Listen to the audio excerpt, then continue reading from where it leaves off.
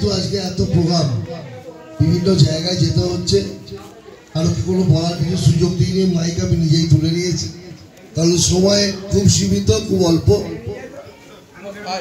গলার অবস্থা খুব খারাপ। শুধুমাত্র নিজের পাড়া, নিজের জায়গা না থাকলে বলবে দেখছো ঘরের ছেলে এখন বড় হয়ে গেছে, কিন্তু আমি মন প্রাণ দিয়ে বলছি আমার মন এখানে, শরীরটা বিভিন্ন জায়গায় ঘোরে, কিছু করার থাকে না। মানে আমি খুব দুঃখের সাথে জানাচ্ছি যে আমার এই ওয়ার্ডে 10টা পুজো হয়। আমি গতবারে দুর্গা পুজোয় যেহেতু উদ্বোধনের দিন এখানে এসেছিলাম, আমি আর বাকি কটা দিন আমি একটা পুজোতেও যেতে পারি, যেহেতু ঠাকুর একাদশী দ্বাদশী ছিল, সেহেতু আমি একাদশী আর দ্বাদশী সব জায়গাগুলো অ্যাটেন্ড করেছি। এছাড়া আমার মানে একটা দিনও সময় থাকে না পুজোর সময়, যে উদ্বোধন করতে করতেই চলে যায় পঞ্চমী ষষ্ঠী, তারপর সপ্তমীতে আবার চাঁদদানিতে থাকে উদ্বোধন, সেখানে চলে যায়। আর তার উদ্বোধন করলে সেখানে যেতে হয় পুজো, আর তারপরে অষ্টমী নবমী বিভিন্ন জায়গায় যাওয়ার, যার জন্য সময় পাই না।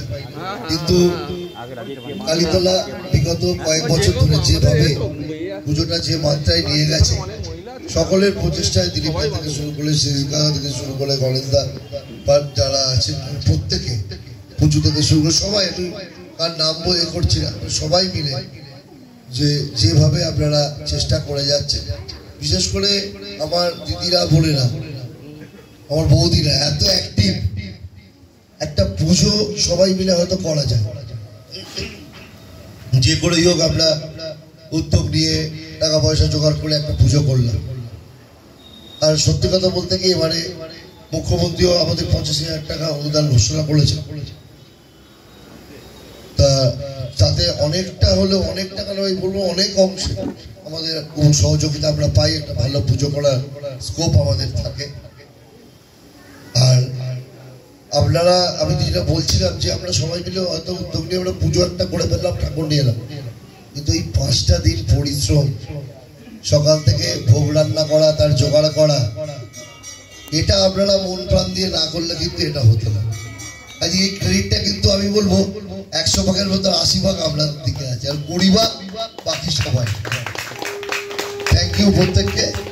আমি আর আজকে সময় নিচ্ছি না, আমি চলে যাচ্ছি, কারণ আমার সময় আর নেই। আর সবাইকে ধন্যবাদ। বরণ করে নিচ্ছেন বিষ্ণুপ্রিয়াতে, সকলে করতালি দিয়ে সংবর্ধনা জ্ঞাপন করুন।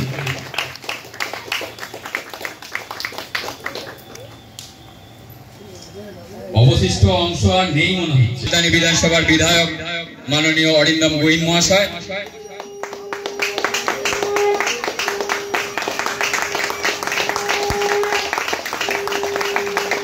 শারদোৎসব 2024, এগিয়ে চলাটাই ছন্দের, 27টাই পছন্দের, যাত্রা কালীতলা বারোয়ারি সমিতির অঙ্গীকার। শারদোৎসব 2024 যাত্রা কালীতলা বারোয়ারি সমিতির এবারে নিবেদন, এগিয়ে চলাটাই ছন্দের, 27টাই পছন্দের। 27টা, আমি এর মানেটা একটু ওই ভিতর থেকে জানতে চাইবো, এর মানেটা।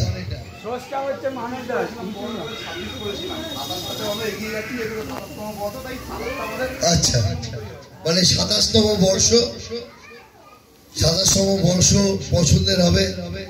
আমার মনে হয় যেটা আমাদের এই জায়গাটা সকলের পছন্দের, এমনি পছন্দ হবে। ধন্যবাদ, ধন্যবাদ।